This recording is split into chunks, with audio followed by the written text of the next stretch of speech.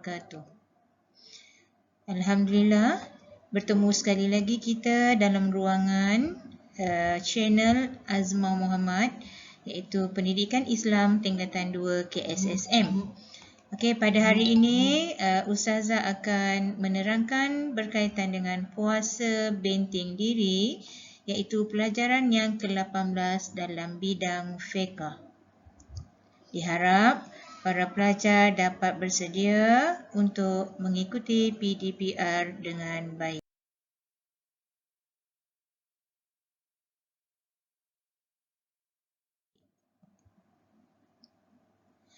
Okey, sebelum tu kita tengok dulu apakah keistimewaan bulan Ramadan.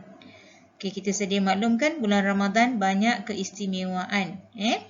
Okey, iaitu antaranya yang pertama, bulan untuk umat Islam berpuasa.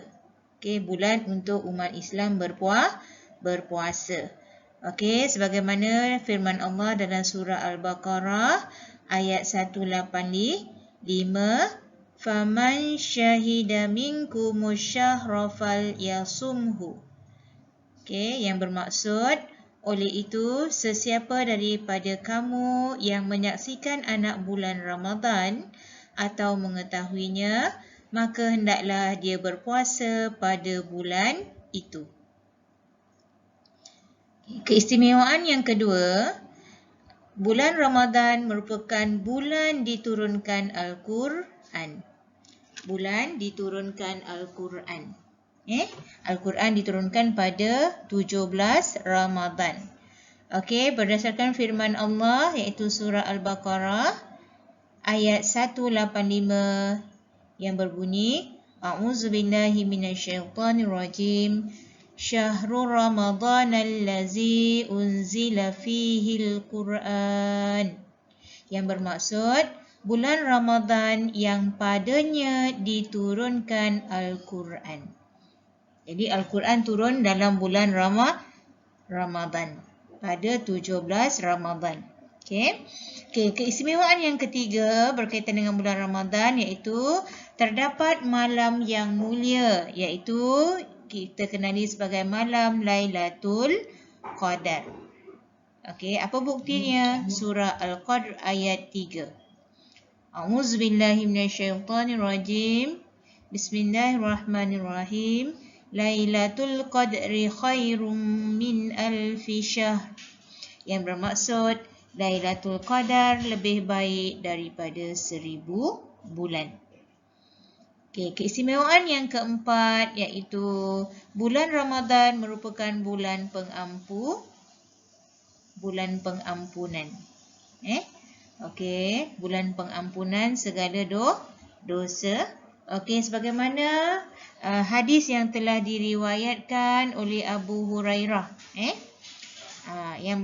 di mana Rasulullah telah bersabda, katanya, "Man shama Ramadhana imanan wahtisaban, ghufira lahu ma taqaddama min zambih." Okey, yang bermaksud sesiapa yang berpuasa Ramadan dengan penuh keimanan dan pengharapan, iaitu pahala, maka diampunkan dosa-dosanya yang terdahulu. Okey, jadi kat sini ada 4 keistimewaan bulan Ramadan. Yang pertama tadi, bulan untuk berpuasa. Yang kedua, bulan diturunkan Al-Quran. Yang ketiga, terdapat Lailatul Qadar. Yang keempat, bulan pengampunan. Okey, seterusnya kita tengok pula apakah yang dimaksudkan dengan puasa dan juga hukum berpuasa. Okey, puasa bermaksud dari segi bahasa iaitu menahan diri. Menahan diri. Jadi maksud menahan diri ni banyak luas. Okey, kita tengok dari segi istilah. Apa yang dimaksudkan dengan menahan diri tadi? Iaitu menahan diri daripada makan dan minum. Okey, jadi kalau kita berpuasa, kita tak boleh makan, kita tak boleh minum. Okey. Kemudian apa lagi? Okey, tak boleh melakukan perkara yang membatalkan puasa. Ni, perkara yang membatalkan puasa. Maksudnya kita tak boleh buat. Kita kena tahan diri kita daripada perkara yang membatalkan puasa. Okey. Bermula bila? Bermula daripada terbit fajar sehingga terbenam matahari. Okey, terbit fajar ni maksudnya bermula daripada masuknya waktu subuh sehingga terbenam matahari. Terbenam matahari ni maksudnya apa? Maksudnya waktu maghrib. Mengikut syarat-syarat tertentu. Jadi sekiranya kita nak berpuasa, kita kena ikut syarat-syarat. Ada syarat-syaratnya. Disertai dengan niat. Mesti kena pasang niat puasa. Kalau tak pasang niat puasa, maka puasanya tidak sah. Okey, jadi dalam pengertian istilah ni tadi, terdapat beberapa isi penting yang kamu perlu tahu. Okey, yang pertama tadi apa? Menahan diri daripada makan dan minum. Itu yang pertama, makan dan minum. Okey. Yang kedua, apa dia? Tahan diri daripada perkara yang membatalkan puasa. Okey, itu poin yang kedua. Poin yang ketiga, bermula bila? Terbit fajar sehingga terbenam matahari. Okay, itu poin yang ketiga. Poin yang keempat, mengikut syarat-syarat tertentu. Dan yang kelima, niat. Mesti ada niat. Jadi ada 5 isi penting dalam pengertian puasa dari segi istilah. Okay, diharap murid dapat mengikuti dengan jelaslah. Okay, kemudian kita pergi pula. Apakah hukum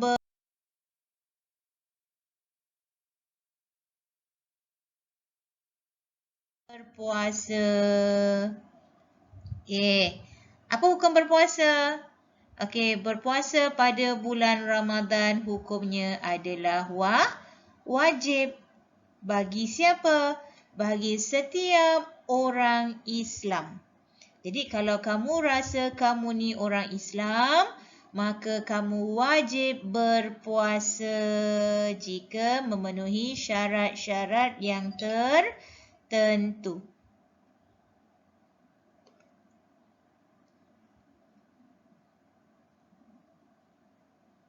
Okey.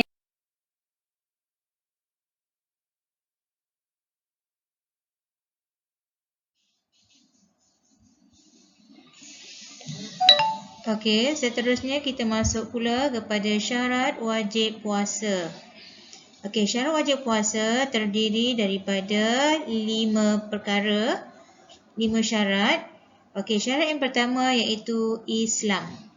Okey, jadi orang Islam wajib dia berpuasa. Ini adalah syarat. Jadi kalau dia bukan Islam, dia tak wajib berpuasa lah. Okey, contoh macam orang kafir kan?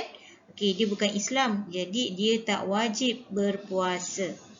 Okey, kita tengok pula apakah syarat yang kedua. Syarat wajib puasa iaitu baligh. Sudah dewasa, maksudnya sudah keluar air mani bagi lelaki. Kalau yang perempuan sudah datang haid. Okey, baligh. Maka wajib dia berpuasa.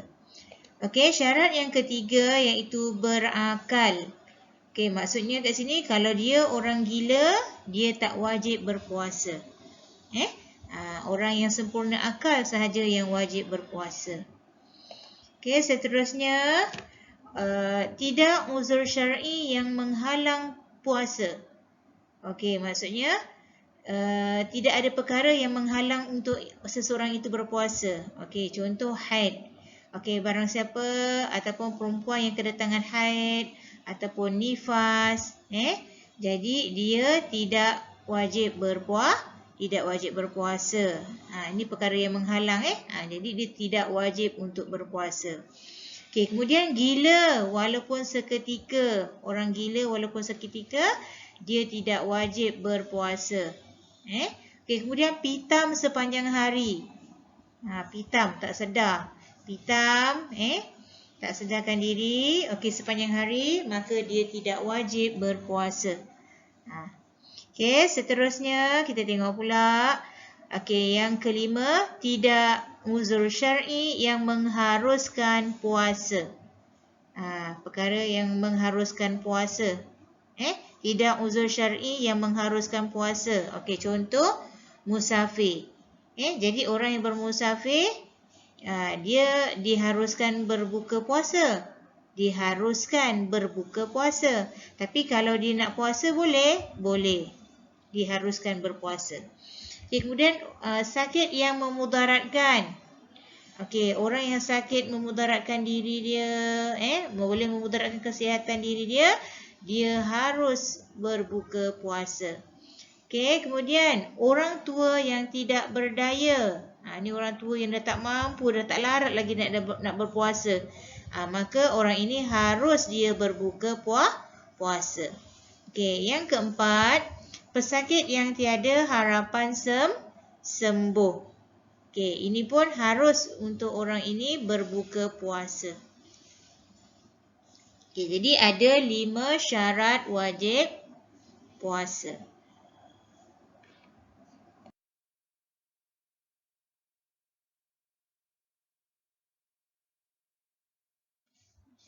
Okey, seterusnya kita masuk pula, apakah syarat-syarat sah puasa?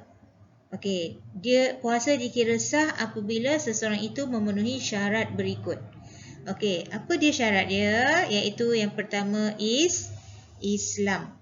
Jadi kalau dia Islam, sekiranya dia berpuasa, maka puasanya sah. Tapi andai kata dia bukan orang Islam, tapi dia nak berpuasa juga, jadi puasanya tidak sah. Okey, seterusnya, tidak uzur syar'i yang menghalang puasa. Okey, tengok tu. Darah haid. Perempuan yang kedatangan haid, perempuan yang dalam keadaan nifas, gila walaupun seketika, pitam sepanjang hari, sekiranya mereka ini berpuasa, maka puasanya tidak sah. Jadi kalau dia nak sah puasa, pastikan dia tidak kedatangan haid. Dia tidak berada dalam keadaan nifas. Dia bukan gila. Dia tidak pitam sepanjang hari. Baru sah puasanya. Okey, seterusnya, syarat sah puasa yang ketiga iaitu mumayyiz. Iaitu seseorang itu dah boleh membezakan mana yang baik, mana yang betul. Okey, baru sah puasanya.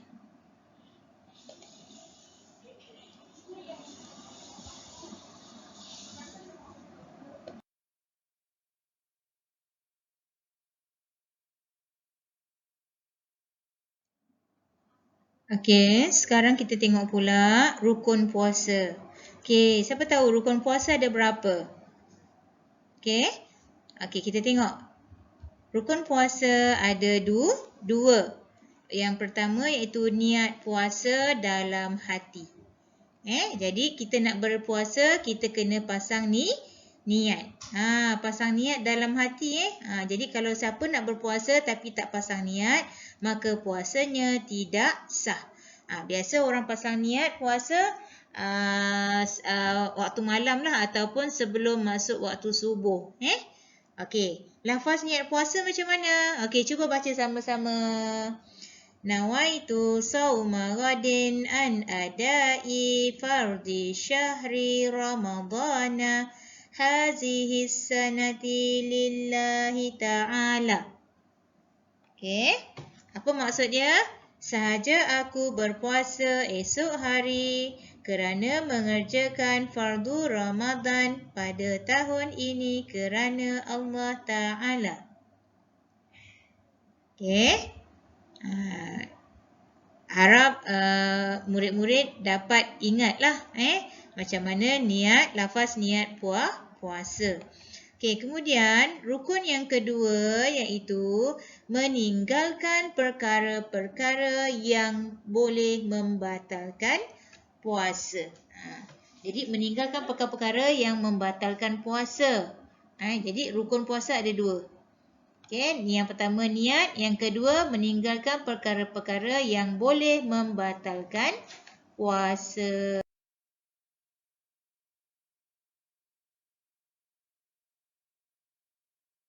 Okay, sekarang kita masuk pula. Apakah perkara-perkara yang membatalkan puasa tadi? Okey. Okey, yang pertama, lelaki dan perempuan melakukan persetubuhan pada siang hari bulan Ramadan. Jadi puasanya batal ke tidak? Puasanya batal. Okey, seterusnya kita tengok apa lagi perkara yang boleh membatalkan puasa, iaitu hilang akal ataupun dalam arti kata lain orang gila. Okey, pun batal puasanya kalau hilang akal. Okey, yang ketiga, perempuan yang keluar darah haid ataupun darah nifas. Okey, darah nifas ni darah yang keluar selepas bersalin.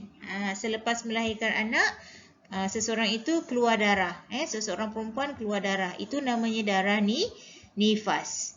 Okey, kalau darah haid ni, darah kotor yang keluar setiap bulan lah kebiasaannya kepada setiap perempuan yang normal. Okey. Kemudian, makan dan minum juga termasuk dalam perkara yang boleh membatalkan puasa. Seterusnya, murtad. Murtad ni maksudnya orang yang keluar daripada agama Islam. Jadi, automatically puasanya terbatal. Sekiranya dia berpuasa. Jadi, puasanya terbatal. Okey, kemudian muntah dengan sengaja. Okey, kamu muntah dengan sengaja. Okey, pun batal puasa. Seterusnya, pitam sepanjang hari pun termasuk dalam perkara yang membatalkan puasa. Seterusnya, keluar air mani dengan sengaja. Okey, ini bagi lelaki lah keluar air mani. Dia tengok video lucah, tengok sesuatu yang boleh menaikkan syahwat dia sehingga akhirnya keluar air mani dia. Okey, maka batal puasanya. Okey, kemudian memasukkan sesuatu ke dalam rongga anggota badan melalui rongga yang terbuka. Kan dekat badan kita ni ada rongga-rongga yang terbuka. Lubang telinga, lubang hidung, mulut, faraj, dubur. Itu semua anggota badan yang terbuka. Jadi sekiranya masuk sesuatu ke dalam rongga tersebut, maka boleh membatalkan puasa.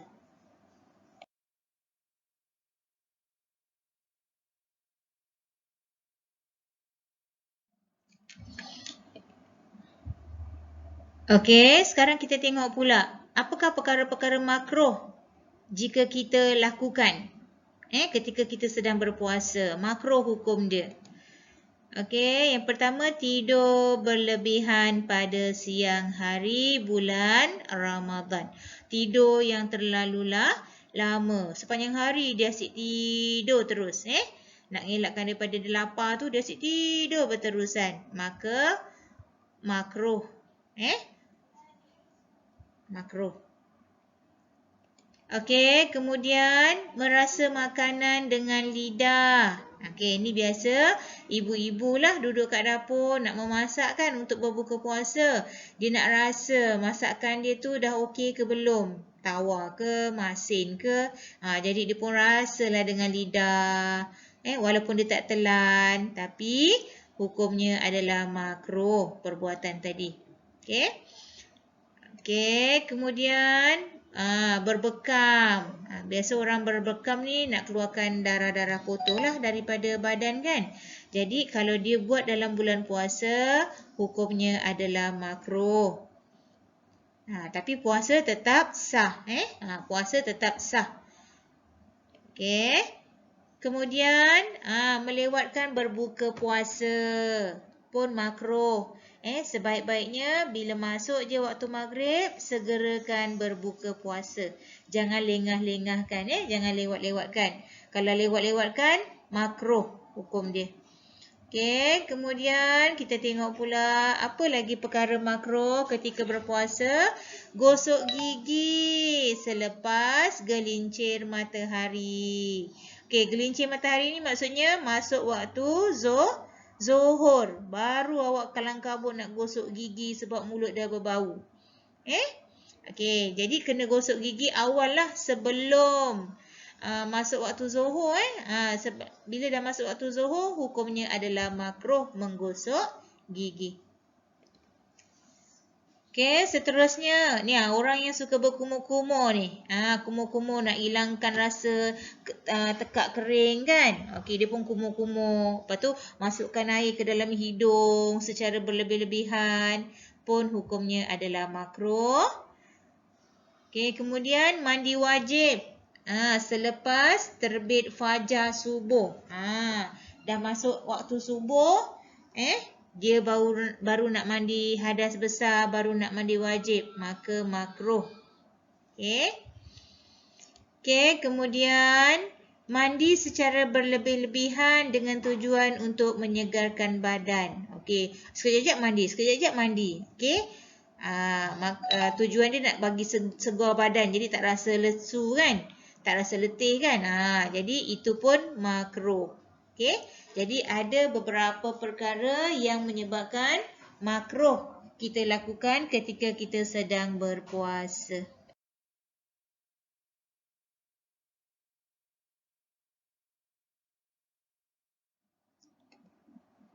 Okey, sekarang kita tengok pula apakah perkara-perkara sunat puasa. Bila kita sedang berpuasa, kita lakukan perkara-perkara ini, maka kita dapat pahala sunat. Kita dapat pahala sunat. Okey, apa perkara-perkara sunat ketika kita berpuasa? Okey, yang pertama, ketika bersahur. Okey, ketika bersahur, kenapa dengan bersahur tadi?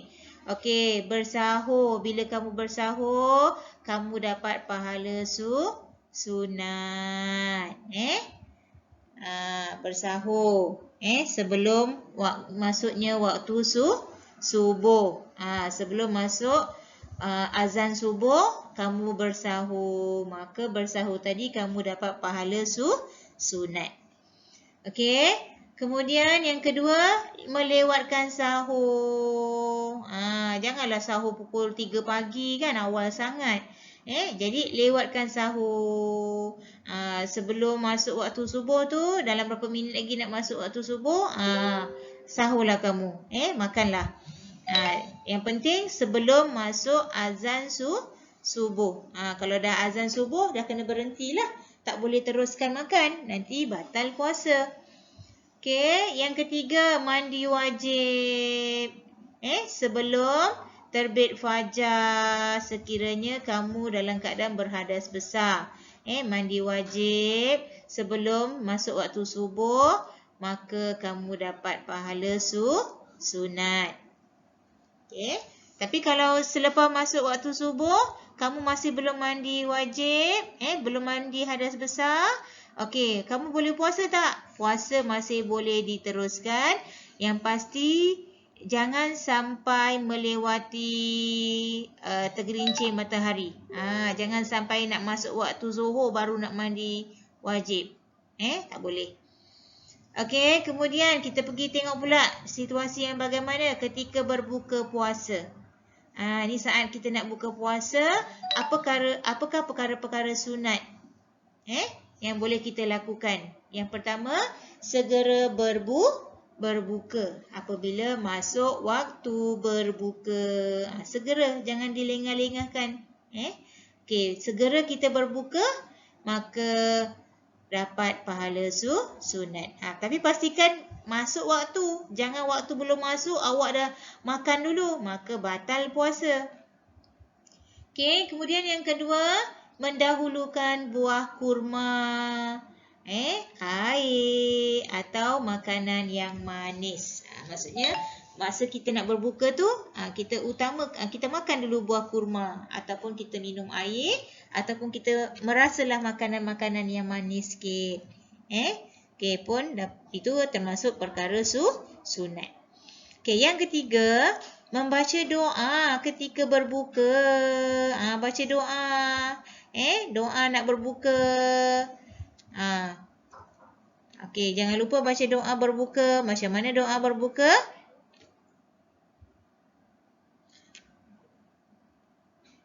Okay, Allahumma laka sumtu wa bika amantu wa ala rizkika aftartu birahmatika ya arhamar rahimin.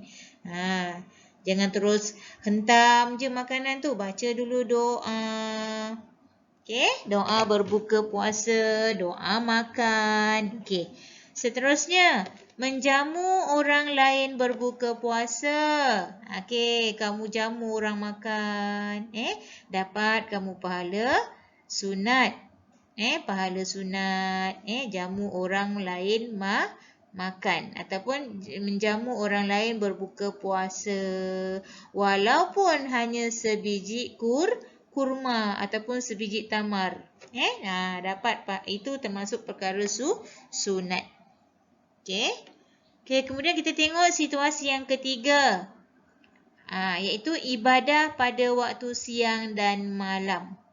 Okey, apa ibadah-ibadah yang kita buat pada waktu siang ke, pada waktu malam ke, yang mana kita dapat pahala sunat. Okey, yang pertama iaitu memperbanyakkan membaca Al-Quran. Okey, jadi sepanjang bulan Ramadan, sunat kita memperbanyakkan baca Al-Quran. Elakkan daripada berbual kosong. Cerita yang tak senonoh dan sebagainya tu hindarkanlah. Manfaatkan masa yang ada dengan perkara-perkara yang berfaedah. Baca Al-Quran, berzikir, berselawat, berdoa, dan benda-benda yang baik. Dan benda-benda yang baik boleh kita lakukan. Dapat pahala sunat. Okey, kemudian yang kedua, memperbanyakkan sedekah. Sebab itu dalam bulan Ramadan, umat Islam berlomba-lomba untuk memberi sedekah kepada fakir, miskin, memberi sedekah kepada orang-orang yang memerlukan dan sebagainya. Jadi dengan bersedekah tadi, insya-Allah rezeki kamu akan berlipat ganda. Okey, jadi bersedekah ni pun adalah perkara sunat. Okey, kemudian yang ketiga, beriktikaf di masjid. Pergi kat masjid, masuk kat situ, buat iktikaf, buat solat sunat. Duduk diam di masjid. Bukan duduk diam tidur baring tak. Tapi bacalah sesuatu, buatlah sesuatu iktikaf di masjid. Terutama pada 10 malam terakhir dalam bulan Ramadan. Iktikaf, duduk dekat masjid tu, beramal ibadah, bangun, buat solat hajat, tahajud dan sebagainya. Solat sunat, taubat dan sebagainya. Okay. Kemudian yang keempat, menahan lidah daripada perkara yang haram. Jaga lidah kita ni, jaga mulut kita ni daripada mengumpat, mengata orang dan sebagainya. Okey. Kemudian yang kelima, menunaikan solat tarawih. Buat solat sunat tarawih.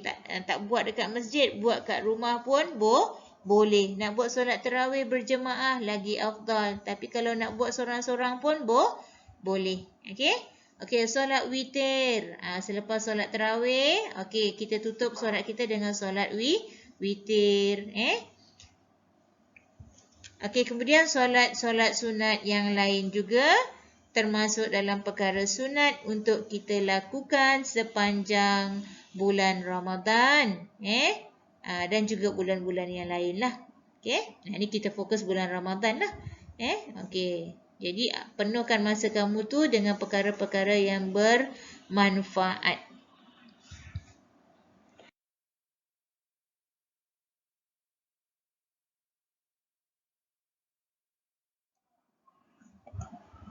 Okey, sekarang kita tengok pula jenis-jenis puasa.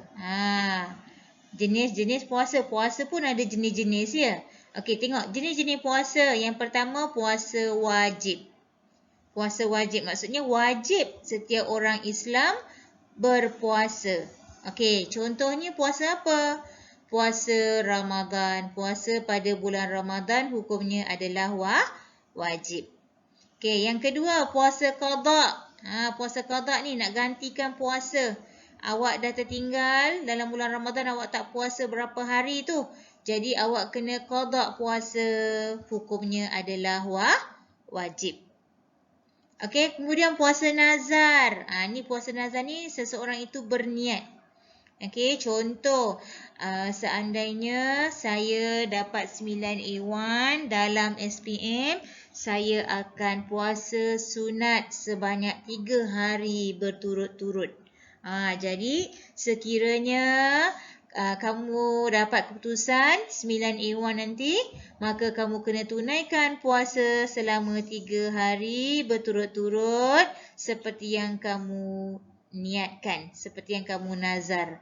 Jadi puasa nazar ni wajib kamu tunaikan sebab kamu dah berjanji dengan Allah tu. Okey, apa yang kamu nazar tekan tu kamu kena tunaikan. Okey, kemudian puasa kafarah. Ni denda lah. Puasa bagi orang yang melakukan persetubuhan pada siang hari bulan Ramadan. Okey, dia kena puasa kafarah. Denda. Ni berat ni berat ni denda dia ni. Denda dia iaitu memerdekakan seorang hamba. Jika tidak mampu, kena puasa 2 bulan berturut-turut. Jika tidak mampu, kena beri makan kepada 60 orang fakir miskin, setiap seorang secupak makanan asasi dalam sesebuah negara. Jadi berat jadi jangan melakukan persetubuhan pada siang hari bulan Ramadan. Nanti kena kafarah. Okey. Jadi puasa kafarah ni hukumnya adalah wajib. Okey, kita tengok pula jenis puasa yang kedua iaitu puasa sunat. Puasa sunat. Okey, sunat kita berpuasa pada hari Isnin dan hari Khamis. Puasa hari Isnin, hari Khamis sunat hukumnya. Kemudian puasa 6 pada bulan Syawal. Puasa 6, selalu orang sebut puasa 6. Maksudnya maksud puasa 6 ni maksudnya sepanjang bulan Syawal ada 30 hari kan? Okey, jadi kamu boleh puasa selama 6 hari. 6 hari daripada bulan Syawal itu. Kamu boleh berpuasa. Pilihlah hari yang mana kamu nak kan? Yang penting 6 hari sepanjang bulan Syawal. Okey. Ada orang lepas raya pertama tu, masuk raya kedua dia dah start puasa. Direct 6 hari terus pun boleh. Ataupun kamu nak selang-seli. Yang penting dalam bulan Syawal pun boleh. Itu namanya puasa 6. Okey, yang ketiga puasa hari Arafah. Ni untuk jemaah haji nak sambut Aidil Adha. Jadi puasa hari Arafah iaitu 9 Zulhijjah. Jadi barang siapa yang berpuasa pada 9 Zulhijjah, okey, dapat pahala sunat. Dapat pahala sunat.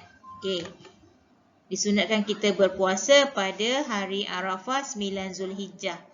Okey, kemudian puasa pada 13, 14 dan 15 setiap bulan. Ni bulan terang lah ni, pertengahan bulan. Pertengahan bulan 13, 14, 15 setiap bulan Hijrah. Okey, disunatkan untuk kita berpuasa. Okey. Okey, kemudian puasa hari Tasu'a iaitu 9 Muharram. Tasu'a iaitu 9 Muharram. Okey, disunatkan kita berpuasa dan juga hari Ashura. Hari Ashura iaitu 10 Muharram. Jadi 9 dan 10 Muharram disunatkan untuk kita berpuasa. Okey, kemudian jenis puasa yang ketiga iaitu puasa makruh. Okey, makruh kita berpuasa pada hari apa? Pada hari Jumaat sahaja. Okey, jadi kalau nak puasa pada hari Jumaat sahaja tak boleh makruh hukumnya. Kalau nak puasa hari Jumaat kamu kena gandingkan dengan hari Sabtu ataupun hari Khamis. Dia kena berdua. Khamis dan Jumaat ataupun Jumaat dan Sabtu. Okey, baru boleh. Kalau kamu puasa pada hari Jumaat saja, maka puasanya hukumnya adalah makruh. Okey, kemudian puasa pada hari Sabtu saja pun makruh. Jadi kalau nak puasa pada hari Sabtu, dia kena ganding. Sebab ni adalah amalan-amalan orang Majusi, Nasrani. Okey, puasa pada hari Sabtu tu. Okey, jadi tidak digalakkan untuk kita berpuasa pada hari Sabtu sahaja. Okey, begitu juga makruh berpuasa pada hari Ahad sahaja. Okey, ataupun puasa sepanjang tahun. Wow. Puasa sepanjang tahun. Dahsyat orang ni. Okey, hebat. Jadi makruh puasa sepanjang tahun. Okey, kemudian sekarang kita masuk pula puasa haram. Maksudnya haram kita berpuasa pada hari-hari berkenaan. Okey, iaitu bila? Pada hari raya Aidilfitri, hari raya yang pertama iaitu 1 Syawal. Haram kita berpuasa. Sebab pada hari itu kita nak beraya kan? Kita nak meraihkan Aidilfitri. Jadi kita haram berpuasa pada hari raya yang pertama. 1 Syawal tu haram berpuasa. Dan juga hari raya Aidil Adha, hari raya haji yang pertama. Hari raya pertama raya haji tu, iaitu 10 Zulhijjah, haram kita berpuasa. Okey. Kemudian puasa pada hari tasyrik. Pada hari tasyrik iaitu 11, 12 dan 13 Zulhijjah. Sebab dia masih dalam tempoh orang melakukan korban. Jadi haram kita berpuasa. Jadi 10, 11, 12, 13 Zulhijjah haram umat Islam berpuasa. Okey, kemudian puasa pada hari Syak, iaitu pada 30 Syakban. Kita nak tengok anak bulan pada waktu tu. Sama ada kita akan sambut Ramadan ataupun tidak kan. Jadi 30 Syakban ni hari Syak, hari ragu-ragu. Jadi haram umat Islam berpuasa. Okey, kemudian puasa selepas nisfu Syakban. Pertengahan bulan Syakban. Kita selepas pertengahan bulan Syakban haram kita berpuasa. Kecuali siapa yang boleh berpuasa? Kecuali orang yang biasa berpuasa. Dia memang dah biasa, memang amalan dia. Setiap tahun setiap tahun dia memang akan berpuasa tu pada selepas nisfu Syakban. Dia memang dah jadi kebiasaan dia. Itu tak apa. Okey, kemudian orang yang wajib berpuasa, macam kita ni yang masih belum mengqadakkan puasa, sedangkan Ramadan dah nak sampai, puasa masih tak selesai lagi, jadi kita wajib orang tersebut berpuasa. Dia wajib berpuasa lah. Dibolehkan pada selepas nisfu Syakban tadi. Okey. Ni biasa orang yang nak qada puasa lah ni. Dah kalang kabut ni kan. Dah nak masuk Ramadan dah ni. Puasa masih tak selesai lagi. Okey, jadi wajib orang itu berpuasa. Dibolehkan.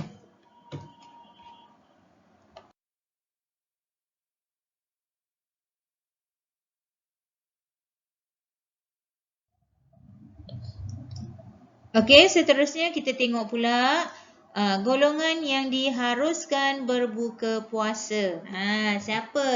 Siapa-siapa yang diharuskan berbuka puasa? Okey, kita tengok siapakah golongan tadi, iaitu ibu yang mengandung. Ibu yang mengandung atau menyusukan anak yang mana ibu tadi dia bimbang akan kesihatan diri dan anaknya. Ni ibu yang mengandung kan, tengah syarat mengandung. Dia takut kalau dia berpuasa nanti boleh memudaratkan kandungan dia, boleh memudaratkan diri dia. Jadi orang yang sebegini dia diharuskan untuk berbuka puasa. Okey, seterusnya orang tua yang tidak mampu berpuasa. Ni orang tua lah yang dah uzur kan. Dia memang dah tak larat dah nak puasa dah. Kalau kita paksa dia berpuasa, akhirnya boleh memudaratkan diri dia. Jadi orang tua yang tidak mampu lagi untuk berpuasa, dia boleh berbuka. Diharuskan dia berbuka puasa. Sebab nanti kalau dia teruskan berpuasa juga, boleh memudaratkan diri dia. Okay, kemudian orang yang terlalu dahaga ataupun terlalu lapar sehingga boleh membahayakan dirinya. Ni tak boleh pura-pura ni betul-betul memang dahaga dia ni. Kalau tak makan ni, tak minum ni, memang boleh bawa kepada maut. Boleh bawa kepada bahayakan diri dia. Okey, jadi tak nak dia kena berbuka juga. Jadi orang yang seperti ini diharuskan berbuka puasa. Jangan awak paksa diri ya. Nanti boleh memudaratkan diri, bahaya. Islam tu dah bagi kemudahan, dah bagi rukhsah. Jadi ada golongan-golongan yang diharuskan berbuka. Kalau dah tak mampu sangat, buka. Jangan paksa diri. Okey, seterusnya, orang yang melakukan pekerjaan berat. Ni kerja berat ni.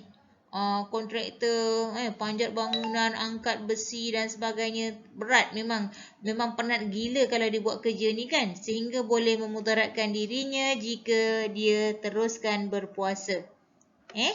Jadi, kalau dia buat kerja-kerja berat, dia dah tak larat, dia diharuskan untuk berbuka puasa. Kemudian musafir, orang yang bermusafir di jalan Allah yang diharuskan syarak. Kalau dia nak berbuka, boleh diharuskan. Kemudian orang yang ditimpa sakit dan memudaratkan diri. Maksudnya ni orang yang sakit lah. Orang yang sakit kan dia tak boleh nak berpuasa. Kalau dia berpuasa makin sakit. Contoh macam orang gastrik, dia tak boleh lapar, perut tak boleh kosong. Kalau dia puasa juga boleh memudaratkan diri dia. Jadi dia diharuskan untuk berbuka puasa.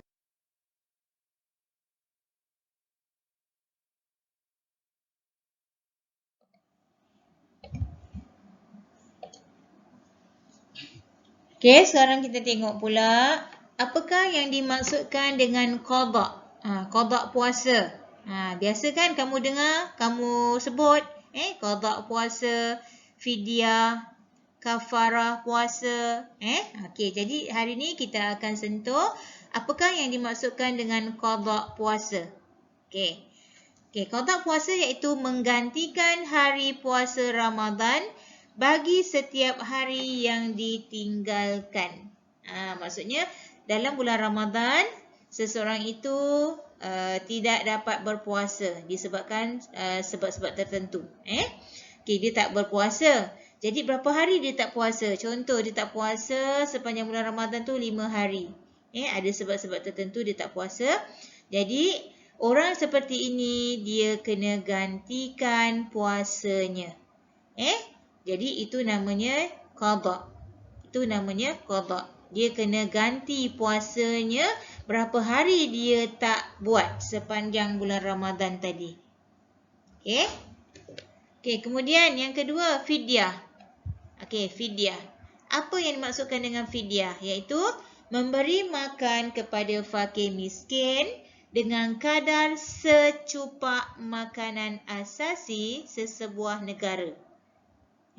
Bagi sehari puasa yang ditinggalkan. Maksudnya orang yang tak berpuasa tadi dalam bulan Ramadan, berapa hari dia tak puasa? Kan disebabkan sebab-sebab tertentu dia tak puasa, jadi dia kena bayar fidyah. Dia kena bayar fidyah dalam bentuk makanan. Beri makanan kepada orang fakir miskin, kepada orang-orang yang susah. Setiap seorang tu diberikan secupak makanan. Kadar secupak makanan itu adalah 675 gram. Kadar secupak itu bersamaan dengan 675 gram. Kalau beras, beraslah. Kalau kita makanan asasi kita di Malaysia adalah beras. Jadi beras lah. Jadi kamu kena bagi secupak makanan asasi kepada fakir miskin. Bergantung kepada berapa hari puasa yang kamu tinggalkan. Kalikan je lah. 675 gram kalikan dengan 10 hari. Jadi berapa gram beras yang kamu kena beri kepada fakir miskin. Itu namanya fidyah. Okey, kemudian yang ketiga kafarah puasa. Okey, tadi Ustazah dah sentuh dah apa yang dimaksudkan dengan kafarah puasa tadi kan? Okey, kafarah puasa iaitu denda. Denda yang dikenakan kepada suami yang membatalkan puasa pada bulan Ramadan dengan melakukan persetubuhan ataupun jima'. Okey, jadi suami yang melakukan persetubuhan pada siang hari bulan Ramadan, maka dia dikenakan denda ataupun kafarah. Okey, denda tadi, suami kena keluarkan denda mengikut urutan, bukannya pilihan. Dia tak boleh pilih, tapi dia kena ikut urutan. Okey, urutan dia apa? Yang pertama, si suami tadi dia kena memerdekakan seorang hamba. Sekarang dapat hamba bukan senang Tak ada hamba dah sekarang. Jadi awak kena cari hamba. Dah cari, tak jumpa juga. Memang tak mampu nak cari hamba. Tak ada. Okey, barulah jatuh hukum yang kedua, iaitu berpuasa 2 bulan berturut-turut. Sanggup nak puasa 2 bulan berturut-turut? Puasa bulan Ramadan yang 30 hari tu pun rongak kan? Sekejap puasa, sekejap tak puasa, sekejap puasa, sekejap tak puasa. Apatah lagi nak kena puasa direct 2 bulan berturut-turut. Macam tak mampu kan? Okey. Tapi orang yang kena kafarah ni dia kena buat. Tapi sekiranya dia tak mampu, dah puasa dah sampai 15 hari, tiba-tiba dia tersangkut 1 hari. Dia terpaksa berbuka sebab sakit. Jadi terbatal. Jadi dia kena puasa balik, dikira daripada hari pertama. Kena ulang balik puasanya. Okey? Sebab itu berat. Jangan buat persetubuhan pada siang hari bulan Ramadan sebab berat dendanya. Okey, jika tidak mampu, beri makan kepada 60 orang fakir miskin. Kena cari 60 orang fakir miskin ni. Nak kena bagi makan, nak bagi beras, makanan asasi. Okey, dengan kadar secupak seorang. Okey, secupak seorang. Jadi 675 gram kalikan dengan 60 orang. Jadi berapa beras yang kamu kena sediakan? Kamu bagi kepada 60 orang fakir miskin. Tu denda yang ketiga lah. Yang terakhir lah tu. Jika dah tak mampu, cari hamba tak jumpa, tak ada. Lepas tu berpuasa pun tak boleh-boleh juga. Asyik fail aja. Asyik terbatal. Tersangkut baru beberapa hari dah terputus. Dah kena ulang balik puasa. Masih tak boleh juga. Baru jatuh hukum yang ketiga, iaitu beri makan kepada 60 orang fakir miskin seorang secupak.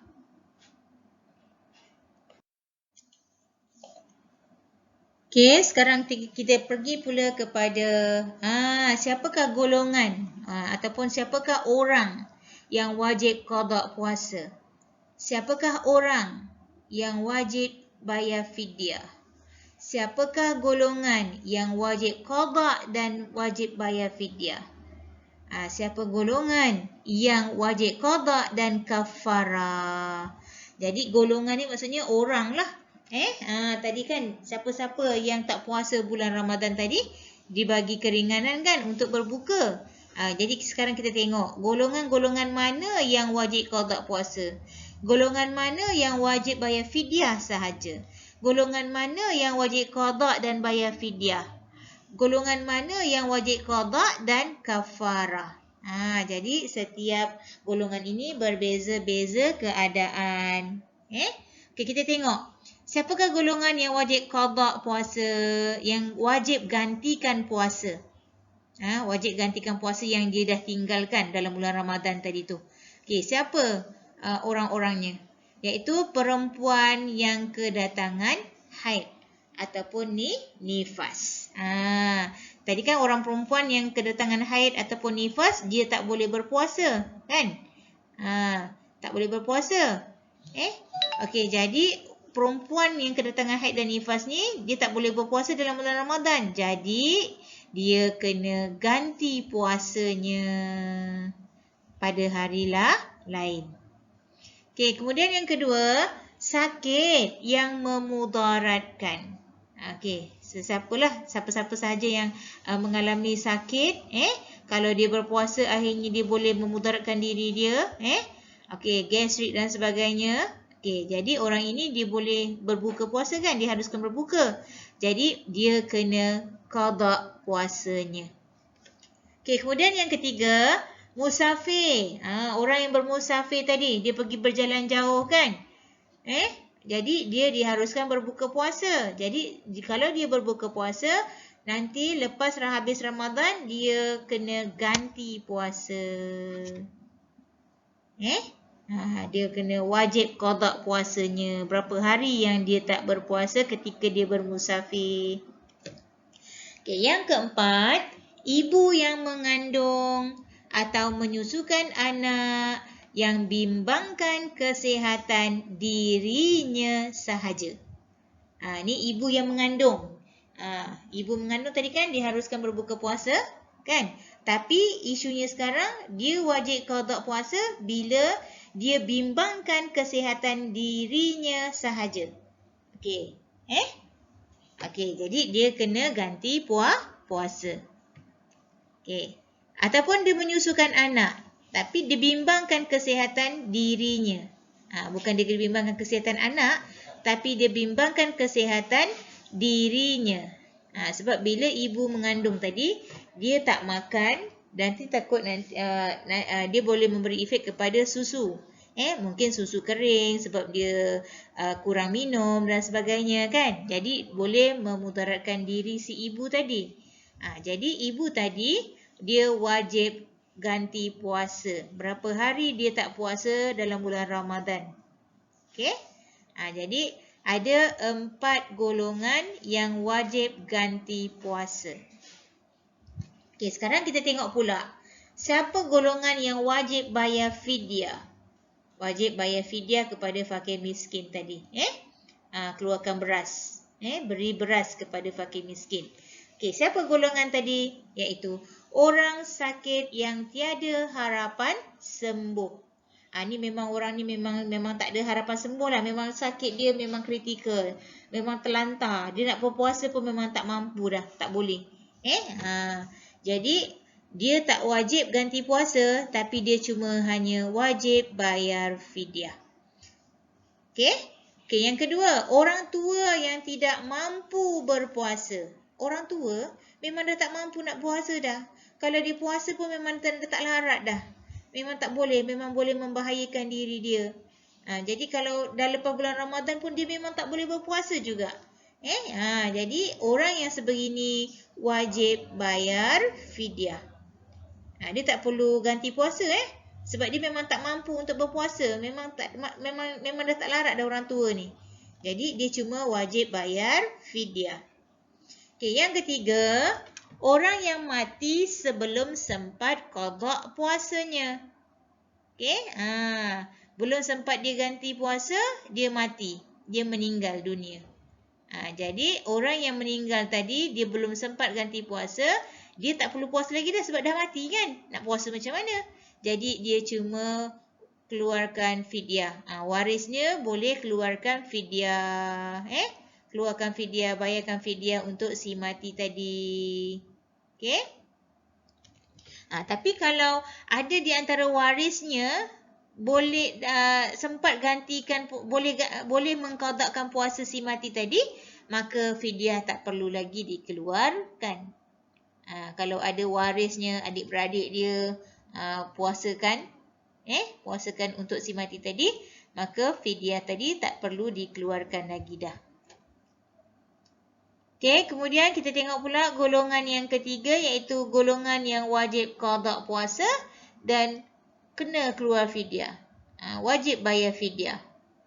Okey, siapa dia? ibu yang mengandung ataupun yang menyusukan anak yang bimbangkan kesihatan anaknya. Ni melibatkan anaknya, bimbang kesihatan anaknya. Dah dia tu mengandung, kan? Satu hal. Lepas tu ni bimbangkan anak dia pula. Jadi kat situ ada dua perkara.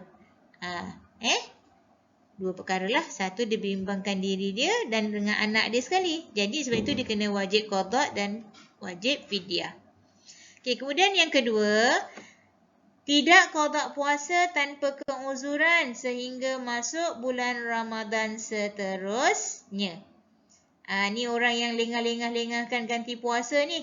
Sampailah masuk Ramadan tahun berikutnya, dia masih tak qada puasa, dia tak ganti puasa lagi. Jadi orang seperti ini dia wajib ganti puasa dan bayar fidyah. Puasanya tetap kena ganti walaupun dah masuk Ramadan berikutnya. Puasa tetap kena ganti, lepas tu dia kena juga bayar fidyah. Fidyahnya yang berganda. Fidyahnya yang berganda sebab dah masuk bulan Ramadan tahun berikutnya. Okey. Kemudian kita tengok pula golongan yang keempat, iaitu wajib qada dan kafarah. Wajib ganti puasa dan kena denda lagi. Okey, siapa? Suami yang batalkan puasa Ramadan dengan melakukan persetubuhan. Dia kena ganti puasa dia, lepas tu dia kena denda pula. Berat dendanya tadi.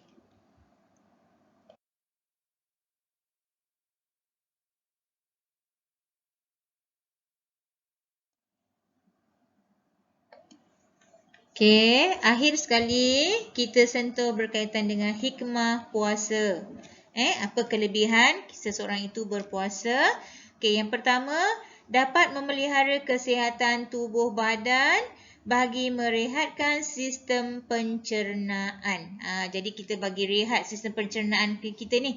Kita tak makan, kita tak minum, jadi dia memulihkan balik kesihatan tubuh badan kita. Okey, merehatkan sistem pencernaan. Kalau tak, kita asyik makan je. Jadi isi perut ni asyik bekerja je kat dalam kan. Okey, jadi bila kita berpuasa, kita dapat memelihara kesihatan tubuh badan. Okey, hikmah yang kedua, dapat melatih diri kita bersifat sabar dalam menghadapi kesusahan. Kita puasa. Melatih diri kita bersifat sabar sebab ramai lagi orang yang susah, tak makan dan sebagainya. Okey, latih diri supaya jadi orang yang sabar. Okey, kemudian yang ketiga, mengekang hawa nafsu dan mengurangkan syahwat. Okey, dengan berpuasa tadi kita dapat kawal nafsu kita, dapat mengawal syahwat kita. Sekiranya kita berpuasa. Okey, kemudian dapat mendidik hati agar memiliki sifat-sifat yang mulia, sifat-sifat mahmudah, sifat-sifat yang baik. Okey, didik diri kita. Dengan cara kita berpuasa tadi, hati kita akan terdidik. Hati kita akan terdidik dengan sifat-sifat yang baik. Okey, kemudian dapat melahirkan rasa kasih sayang dan keinsafan kepada fakir miskin. Lahirkan rasa kasih sayang kita kepada fakir miskin. Kita akan rasa keinsafan terhadap fakir miskin dengan cara kita berpuasa tadi. Okey, kemudian yang terakhir, dapat meningkatkan ketaatan kita kepada Allah. Sebab kita dapat melaksanakan segala amal ibadah dengan sempurna.